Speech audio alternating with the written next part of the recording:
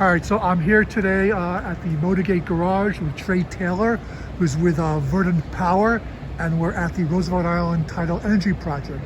They were here about 6 months ago to install their latest generation of turbines, and now they're back. So Trey, could you tell us what's happening here today, please? Sure. So what's happening today, this is our 6-month interview. So this project is designed to operate for 1 year. And what we've achieved so far after 6 months is we've broken U.S. Marine records. In other words, we've produced 200 megawatt hours of electricity that's gone into the Con Ed distribution grid. That's a new record. We've done more than anybody else. Something else, our turbines have performed 40% better than we expected them to perform, which means they've been rated even higher. And this is really important, is what's called a water-to-wire efficiency of 46%. It's extremely high.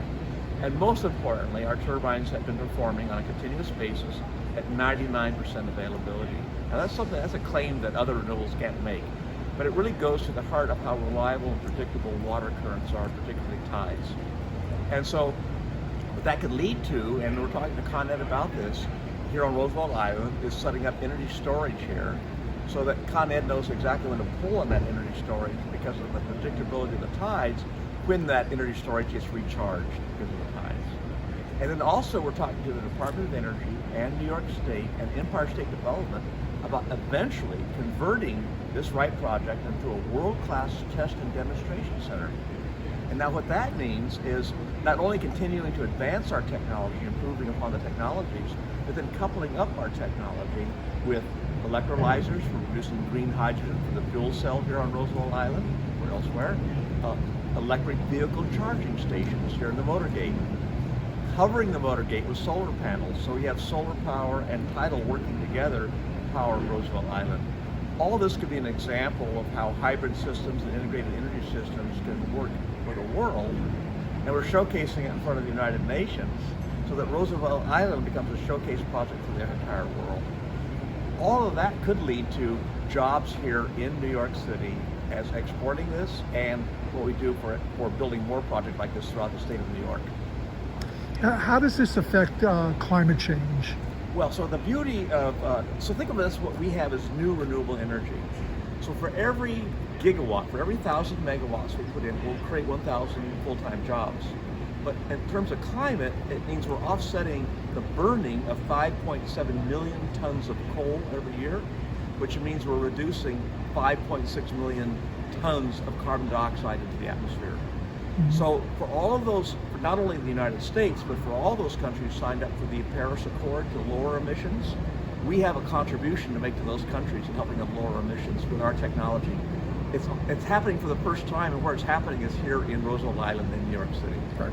And so yesterday and today, yeah, what exactly are you doing with the turbines? So what we're doing with the turbines, this is the turbines are designed to operate for a year underwater for this particular, let's say, run, if you will, for the Department of Energy. What's going on here on the retrieve and replace is an exercise on how easily the turbines can come out of the water and how easily go back down. But we're also taking advantage of a new rotor that was designed by the National Renewable Energy Lab, part of DOE's labs. And so we put a new rotor on that's made of composite plastic. Now that plastic really is environmentally friendly, it lowers the cost, and it's designed to work really efficiently in salt water like the East River. So that's what's going on. And we're going to see if this new rotor works as well as the other rotors that have been operating for the next 6 months. So when this goes back into the water, all 3 of those turbines go back into operation for another 6 months. And then what's the next step after that?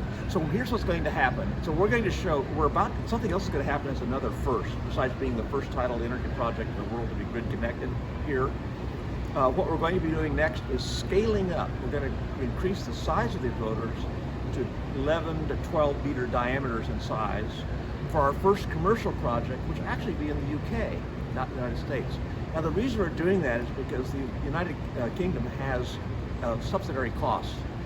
As the technology is very high right now, the costs will start coming down, but where we start under subsidy is the UK. When the costs come down, then we can bring them back to New York to get more bigger projects designed, perhaps here in the state of New York. Would you be able to put the larger turbines in the East River here? No, so what limits us in the East River is the depth of the river. So the basic physics of our turbine is called the sweep of the blade and the speed of the current. So the larger the rotor, the more energy it can produce, and the faster the current, the more energy it can produce. So the depth of the East River really limits the size of the rotors. But it's an excellent, absolutely, in fact, it's the best site in the United States for tidal power demonstration. So one more thing we're talking about doing, working with universities. Many universities are designing componentry for tidal power, but they're doing it in flume tanks. And flume tanks are artificial waterways.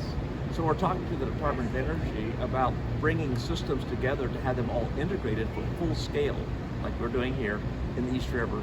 Because you have also the marine energy support services around here, and this beautiful tidal current that flows through here as the East River. Great. Thank you very much, and good luck with the project. Thank you very much.